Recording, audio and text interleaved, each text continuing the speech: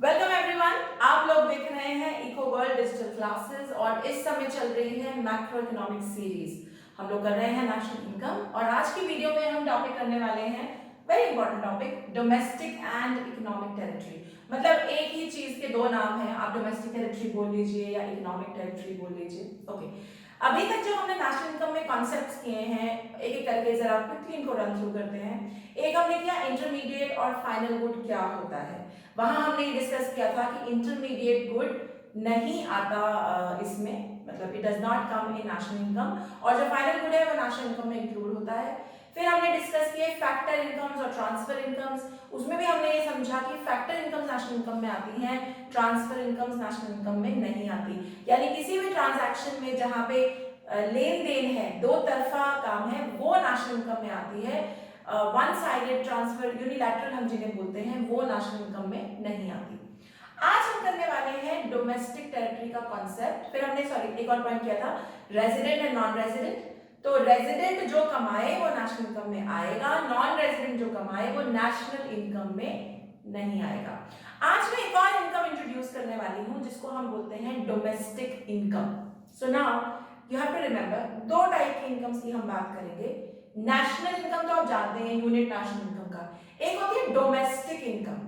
तो आज domestic income क्या है और उससे रिलेटेड कॉन्सेप्ट डोमेस्टिक टेरिटरी क्या है ये समझेंगे और फिर सबको धीरे धीरे रिलेट करेंगे। Okay, let's get started. Domestic या इकोनॉमिक टेरिटरी कहलाने के लिए देयर आर 4 पॉइंट्स, और इन चारों पॉइंट्स में जो भी चीजें हैं उनको हम अपनी डोमेस्टिक टेरिटरी मानेंगे। एग्जैक्टली यही शब्द, हमारी इकोनॉमिक टेरिटरी, हमारा एरिया ऑफ ऑपरेशन, हमारे से मेरा मतलब इंडिया का, या फिर हमारी डोमेस्टिक टेरिटरी। ठीक है, क्या है? सबसे पहला पॉइंट है political boundaries of the country including waters. इसके लिए I take you back to तुम्हारा एसएसटी वाला पेपर, याद है इंडिया का मैप। इंडिया का मैप, पॉलिटिकल वाला मैप जो था, जहां से लेकर जहां था, पानी, माउंटेन्स, एवरीथिंग, स्काईज, ये सब हमारी इकोनॉमिक या डोमेस्टिक टेरिटरी में आता है। एंड आइडिया इज कि इन पूरी पॉलिटिकल बाउंड्री के अंदर चीजें कैन फ्रीली मूव, चीजें, गुड्स, सर्विसेज आसानी से ट्रेड की जा सकती हैं, कॉमर्स किया जा सकता है, मूव कर सकती हैं। इसीलिए हम इनको अपनी डोमेस्टिक टेरिटरी का हिस्सा मानते हैं। तो मान लो कोई बैंक न्यू दिल्ली में ऑपरेट कर रहा है, तो जी बैंक हमारी डोमेस्टिक टेरिटरी में है क्योंकि न्यू दिल्ली हमारी पॉलिटिकल बाउंड्रीज के विद इन है। ठीक है, यहां तक क्लियर है? ग्रेट। अब सेकेंड पॉइंट को बहुत ध्यान से सुनेंगे। हमारी एम्बेसीज, वी ऑल नो कि एम्बेसीज होती हैं, हर देश में दूसरे देश की एम्बेसी होती है, और वो इसलिए होती है ताकि अगर जैसे मान लो ऑस्ट्रेलिया में इंडियन एम्बेसी का क्या काम है कि जो ऑस्ट्रेलिया में इंडियंस बसे हुए हैं, जब उन्हें कोई दिक्कत है, कोई परेशानी है, तो वो इंडियन एम्बेसी उनका काम कर देगी, इसीलिए एम्बेसीज होती है। तो इंडिया की एम्बेसीज, कंसुलेट्स, मैंने पिछली वीडियो में बताया था, कंसुलेट्स एम्बेसीज का छोटा भाई समझ लो। जहां बड़ी एम्बेसी नहीं बनती वहां कंसुलेट बना देते हैं। तो एम्बेसीज इंडिया की कंसुलेट्स और इंडिया के आर्म्ड बेसिस, आर्म्ड बेसिस मतलब कई बार मिलिट्री को कहीं पे स्टेशन कर देते हैं, कहीं पर रोक लेते हैं। इंडिया की ये 3 चीजें दुनिया में कहीं भी हो, जरूरी नहीं है कि हमारी पॉलिटिकल बाउंड्री में हो, कहीं भी हो, इंडिया की एम्बेसी यूएसए में, इंडिया की एम्बेसी इराक में, ईरान में, अफगानिस्तान में, कहीं भी हो, that is part of our domestic territory. उसको हमेशा याद रखना है कि वो हमारी डोमेस्टिक या इकोनॉमिक टेरिटरी का हिस्सा है, क्योंकि हमारी एम्बेसी जहां मर्जी हो दुनिया में रहेगी तो वो हमारी, इसीलिए वो हमारी डोमेस्टिक टेरिटरी का हिस्सा मानी जाती है। लेकिन यहाँ पे एक बात याद रखने वाली ये भी है कि ऐसे कई देश हैं जिनकी एम्बेसीज हमारे यहाँ हैं। जैसे अगर तुम दिल्ली जाओ तो दिल्ली में एक पूरी सड़क है जिसकी दोनों तरफ एम्बेसीज हैं, यूएसए की है, जर्मनी की है, फ्रांस की है, सिंगापुर की है ना। जैसे हमारी एम्बेसी हमारी, वैसे बाहर की किसी भी देश की एम्बेसी हमारी नहीं। तो तुम्हें क्या याद रखना है कि डोमेस्टिक टेरिटरी में हमारी एम्बेसी, हमारे कंसुलेट्स, हमारे आर्म्ड बेसेस दुनिया में कहीं मर्जी हो, अंटार्कटिका में भी हो, वो हमारी डोमेस्टिक टेरिटरी का हिस्सा है। उनमें जो पैसा कमाया जाएगा वो हमारी डोमेस्टिक इनकम में आएगा। प्लीज ध्यान, शब्द, मेरे शब्दों पे ध्यान देना, डोमेस्टिक इनकम में आएगा, नेशनल नहीं बोला मैंने, फिलहाल डोमेस्टिक इनकम में आएगा। ठीक है, लेकिन अगर कोई बाहर की एम्बेसी है, जैसे ऑस्ट्रेलिया की एम्बेसी है, सिंगापुर की एम्बेसी है, वो इंडिया में है, लेकिन वो जो पैसा कमा रही है वो हमारी डोमेस्टिक इनकम में नहीं आएगा। यहां तक क्लियर है? तो Indian embassies, armed bases, consulates located abroad are part of our domestic territory, but foreign embassies in India are not part of our domestic territory. ठीक है, यहाँ तक क्लियर है? गुड। थर्ड पॉइंट, शिप्स या aircraft, तुम्हें पता ही है aircraft जैसे विस्तारा है, जैसे लुफ्तांसा है, जैसे एतिहाद है। अगर कोई एयरलाइन है या कोई शिप कंपनी है जो हमारा रेजिडेंट चला रहा है, अब तुम्हें रेजिडेंट पता है कौन है, हमने पिछली वीडियो में डिस्कस किया था कि रेजिडेंट क्या होता है। तो अगर हमारा रेजिडेंट शिप या एरोप्लेन चला रहा है, चाहे वो किन्हीं भी दो कंट्रीज के बीच में चलाए, उसको हम अपनी डोमेस्टिक टेरिटरी का हिस्सा मानते हैं। ठीक है, जैसे मान लो विस्तारा टाटा की एयरलाइंस है, तो विस्तारा प्लेन चलाती है जर्मनी टू सिंगापुर या जर्मनी टू हांगकांग।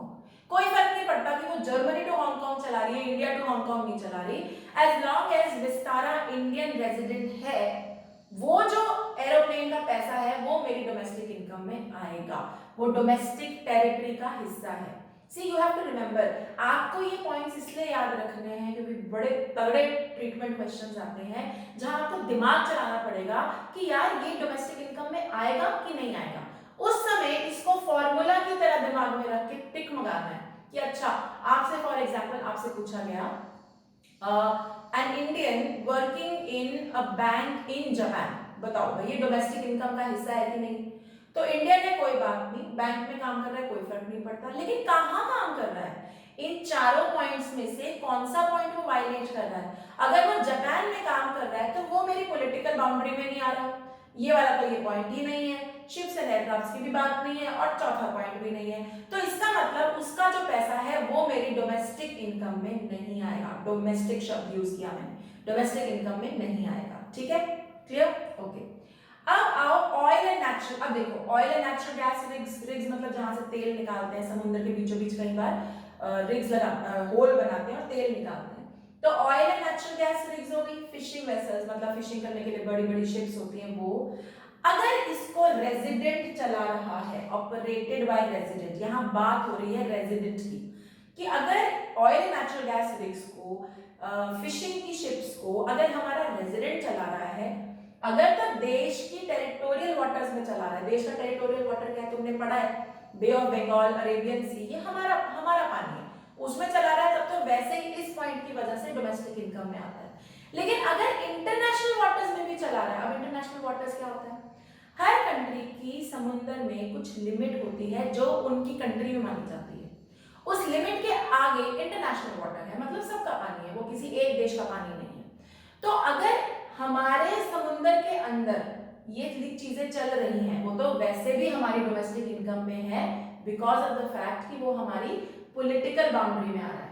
लेकिन अगर इंटरनेशनल वाटर में भी oil and natural gas rig है और फिशिंग वेसल है, हमारे रेजिडेंट चला रहे हैं, यहाँ पे बात ये है कि हमारा रेजिडेंट चला रहा है, तो भी हम उसको डोमेस्टिक टेरिटरी का हिस्सा मानेंगे। क्लियर है? तो नटशल में क्या बात हो रही है, जो बंदा रेजिडेंट हो, हमारी पॉलिटिकल बाउंड्री के अंदर काम कर रहा है, अगर रेजिडेंट है, शिप्स एंड एरोप्लेन चला रहा है, दुनिया की किसी भी कंट्री के बीच में चलाए कोई फर्क नहीं पड़ता, हमारी डोमेस्टिक इनकम है। अगर oil and natural gas rigs चला रहा है, फिशिंग शिप्स चला रहा है, चाहे इंटरनेशनल पानी में चलाए, लेकिन अगर हमारा रेजिडेंट है तो उसका कमाया हुआ पैसा हमारी डोमेस्टिक इनकम में आएगा। और एक बात जो हमेशा याद रखते हैं, इस पे बहुत क्वेश्चन आते हैं, एम्बेसीज वाला पॉइंट, अपनी एम्बेसी दुनिया में जहां मर्जी हो उसका पैसा हमारा, और बाहर की एम्बेसी जितनी मर्जी इंडिया में हो उसका पैसा हमारा नहीं। अभी क्लियर? इन सब से कॉन्सेप्ट निकल कर आता है डोमेस्टिक इनकम का। डोमेस्टिक इनकम वो है जो इन चारों पॉइंट से पैसा कमाया गया, that is known as domestic income. हमारी territory, economic territory, domestic territory में जो पैसा कमाया गया उसको हम बोलते हैं डोमेस्टिक इनकम। बात क्लियर है? आई होप तुम्हें ये कॉन्सेप्ट क्लियर है। अगर ना क्लियर हो तो चाहे वीडियो को वापस देख के धीरे धीरे सुनिए, बिकॉज ये बहुत इंपॉर्टेंट टॉपिक है और इसका रिलेशन हमें आगे अभी इसको यूज भी करना है। ठीक है? अगर आप लोग मुझे यूट्यूब पे देख रहे हैं तो like and subscribe and share करना बिल्कुल मत भूलिएगा। Till then bye bye.